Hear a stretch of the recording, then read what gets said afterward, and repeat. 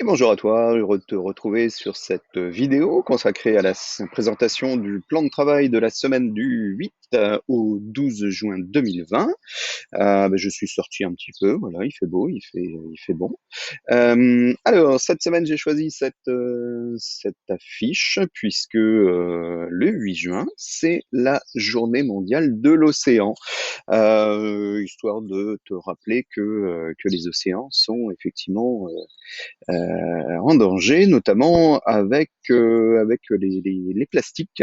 Je sais pas si tu connais. Alors c'est un chapitre que on n'aura pas l'occasion de trop travailler. Ah, il y a Igloo là qui se promène tranquille. Voilà. Un chapitre et puis qui va se coucher, ça va être super. Voilà. Donc Igloo va rester tout au long de la vidéo. Il est, euh, il est au soleil, tranquillement. Donc voilà, ce chapitre sur les mers et les océans, du coup, on va le faire comme ça rapidement, histoire d'attirer ton attention sur, je sais pas si tu connais ces fameuses décharges géantes dans les océans. Hein. Voilà, je grandis un tout petit peu. Il existe, tous nos plastiques vont finalement vers l'océan. Hein, s'ils ne sont pas bien recyclés et du coup un certain nombre de plastiques se retrouvent dans ce qu'on appelle des vortex. Je pense que tu l'as peut-être vu en SVT. Donc des courants qui tournent sur eux-mêmes et qui emprisonnent ces plastiques. Et aujourd'hui, on a cinq décharges géantes dans les océans. Voilà, donc une journée mondiale des océans qui est destinée à attirer l'attention sur la question des plastiques. Bien. Alors, rappel des épisodes précédents. Donc, je te rappelle que nous avons commencé un chapitre qui s'intitule Humanisme, réforme et conflits religieux. Voilà. Donc on avait commencé par ce tableau hein, intitulé Les ambassadeurs. Alors j'avais attiré ton attention sur la tête de mort là, qui se trouve là. Et en fait, il suffit quand on se tourne sur le côté, de voir que par anamorphose, la tête de mort reprend sa place. Voilà. Alors, pour l'épisode précédent, donc voilà, on avait commencé par ce chapitre d'introduction, hein, on est où, on est quand. Ensuite, on a travaillé la semaine dernière sur deux points. Le premier, je voulais te présenter un humaniste qui se nomme, pardon, Erasme, et donc tu as pu découvrir comment cet humaniste euh, faisait passer ses idées et où ces idées se diffusaient. Hein. Donc les humanistes sont des intellectuels et Erasme par exemple, hein, il était recherché, hein, sa compagnie était recherchée pour échanger ses idées et surtout donc il est qualifié d'humaniste car il met l'être humain au cœur, au centre de ses préoccupations et de ses études. Donc les humanistes, c'est une question qui m'a été posée. Hein, les humanistes, voilà, sont très recherchés. Leur compagnie est recherchée notamment par des personnes riches et puissantes. Alors c'est le cas, voilà, tu as vu un peu la transition. C'est le cas des Médicis, hein, des grandes familles très riches. Donc la famille Médicis, c'est une famille de banquiers qui est originaire de Florence et donc, ils comptent dans leur famille des gens, des noms assez prestigieux, gens, je ne sais pas, mais des noms très prestigieux, dont Laurent de Médicis qui est un grand mécène. Donc, un mécène, c'est celui qui entretient un artiste pour qu'il puisse produire en son nom des œuvres d'art.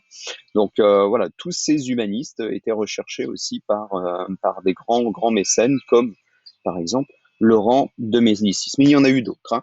Donc voilà, on a travaillé sur ce centre humaniste qui est Florence et qui rayonne évidemment dans toute l'Europe. Donc j'espère que tu as pu découvrir des choses intéressantes. Voilà, moi j'aime beaucoup Florence.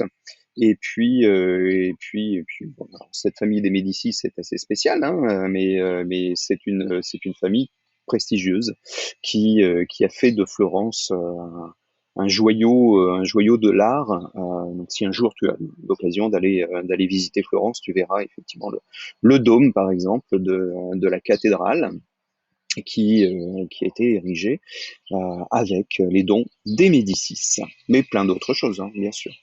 Voilà, donc le plan de travail de la semaine, je te le présente, le voici. Donc une première séance. Alors oui, c'est une grosse semaine.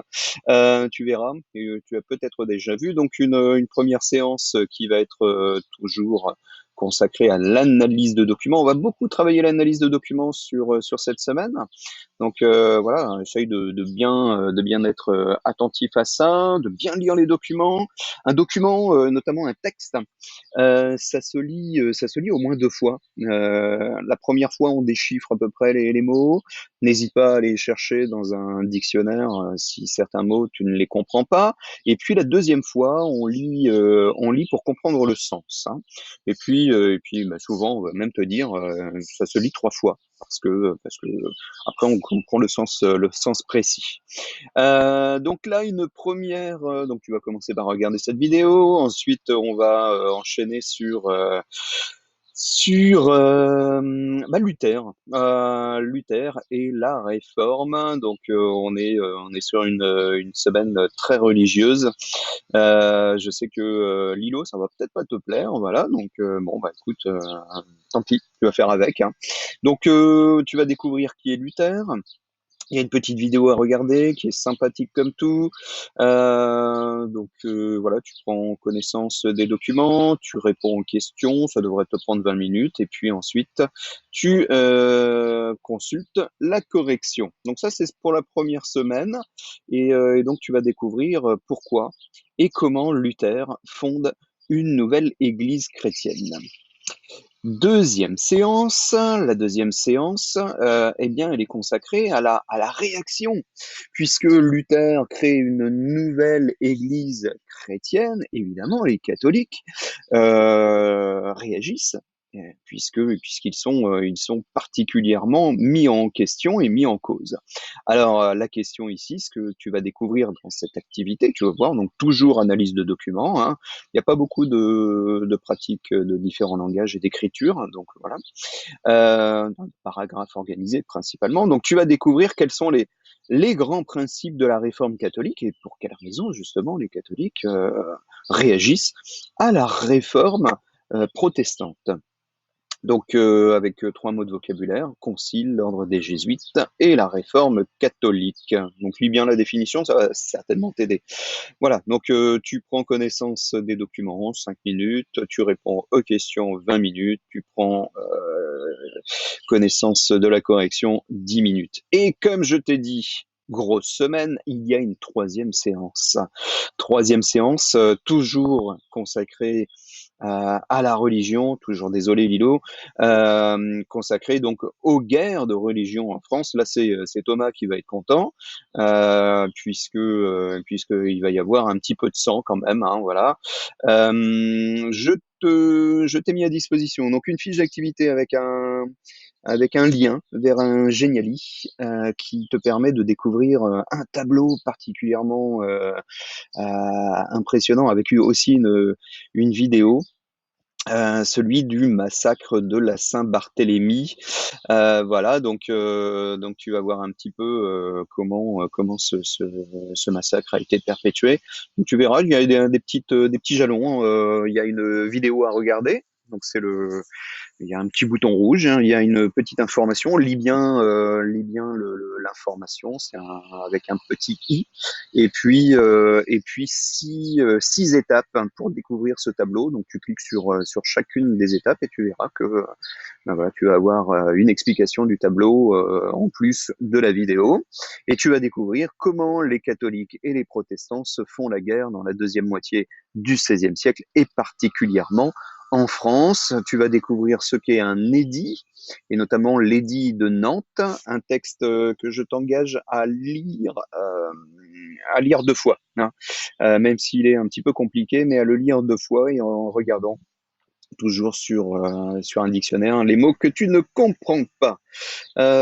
Donc voilà, fiche d'activité, correction, trace écrite, un petit peu plus longue, c'est pour ça que j'ai mis 10 minutes. Et puis, et surtout, pense à l'apprendre pour ensuite répondre aux questions du questionnaire en 10 minutes. Voilà.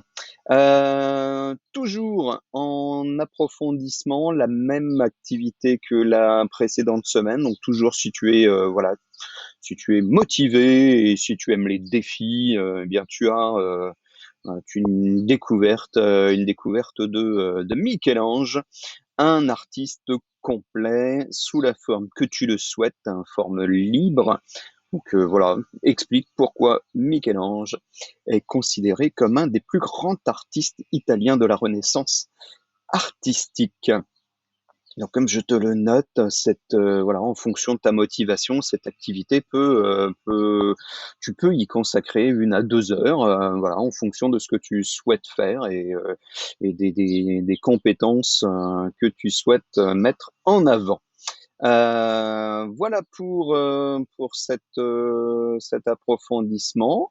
Donc ça notera, ben, cette semaine du 12 jusqu'au 12 amène la fin du chapitre d'histoire et donc du programme d'histoire de cette année, comme je te l'ai expliqué si tu as participé aux classes virtuelles précédentes. Et donc comme on a comme objectif de terminer l'année avec des attendus, hein, voilà, histoire de bien vous préparer pour l'année de quatrième.